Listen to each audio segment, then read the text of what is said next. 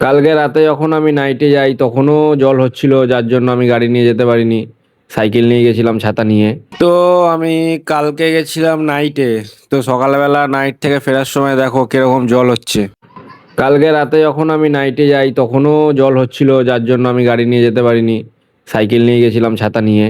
তো কালকে আর গাড়ির ভ্লগটা করিনি, কারণ খুব ঘুম পাচ্ছিল, তাই আর করতে পারিনি। তো আজকে সকালবেলা আসার সময় ভাবলাম যে না, যে সকাল সকাল কাজ হয়ে গেছে, একটু সেলুনে যাই, চুলটা কেটেই নিই।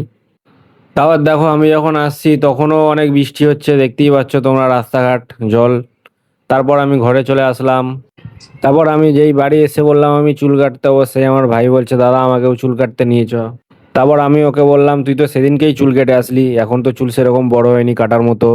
তারপর আমি বৃষ্টির মধ্যে একাই বেরিয়ে গেলাম সাইকেল নিয়ে। আর তার উপর কাল রাত থেকে এত বৃষ্টি হচ্ছে যে কাজে সকাল থেকে ছাতাই সরাতে পারছি না, যেখানে যাচ্ছি মাথায় ছাতা, দেখতেই পাচ্ছ তোমরা। তারপর আমি চলে আসলাম সেলুনে, দেখতেই পাচ্ছ তোমরা। আর দেখো বাইরের ওয়েদারটা এখান থেকে কত সুন্দর লাগছে। ওয়েদারটা দেখে মনে হচ্ছে পুরো চুমু ওয়েদার, চুমু। তারপর আমি ভেতরে চলে আসলাম, এসে দেখি 3 জন আছে।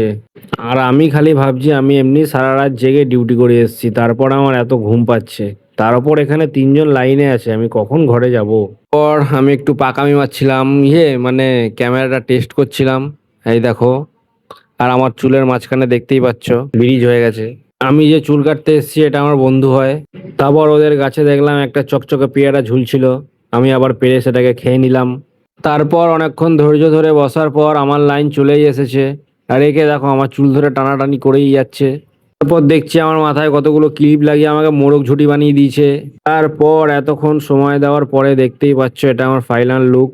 তারপর আমি ওকে বললাম আমার খুব পছন্দ হয়েছে, ভালো হয়েছে।